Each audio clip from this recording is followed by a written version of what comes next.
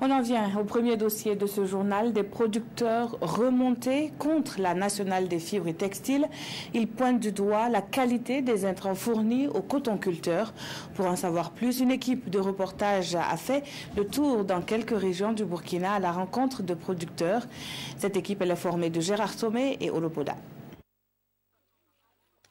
La filière coton, en chiffres, ce sont plus de 3,5 millions de personnes qui vivent directement des revenus de cette culture. Pour Adama Banao et certains producteurs de l'or blanc rencontrés, la filière est dans une tourmente au regard de la campagne cotonnière 2017-2018 qui connaît une production en deçà des attentes.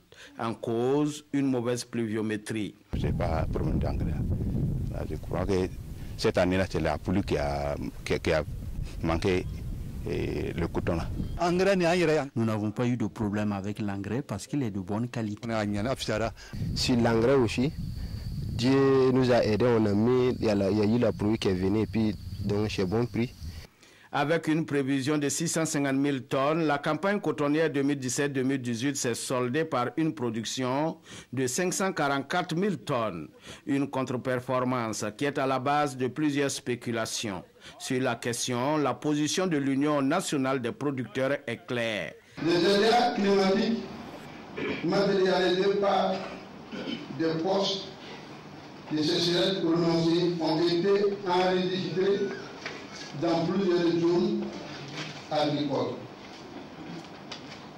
S'en sont suivis des attaques parasitaires et autres intensifiées, ce qui a sans doute causé des effets néfastes sur les cycles des cotonnières partant des rendements au champ.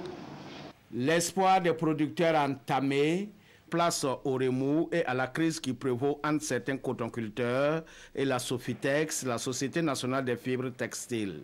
Nos tentatives pour avoir la version de la Sofitex sont restées sans suite.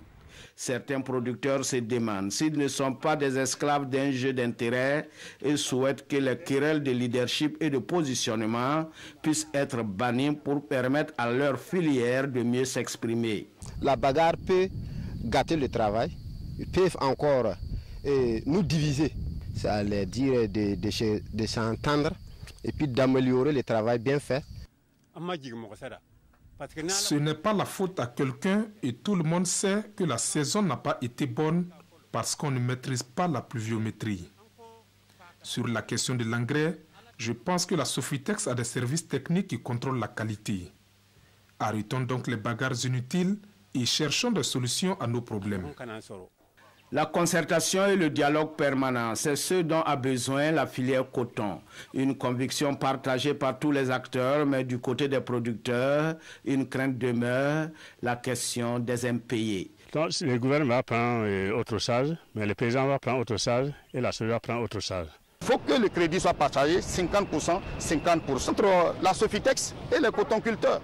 Certains producteurs voient dans ces crises à répétition dans la filière coton la main de certaines firmes qui refusent de reconnaître que la pluviométrie a été mauvaise, mais mettent plutôt à l'index d'autres raisons pour justifier un éventuel retour au coton BT. Leur conviction est cependant établie, ils ne laisseront aucune partie déstabiliser leur filière, partant le monde agricole et l'économie du Burkina Faso.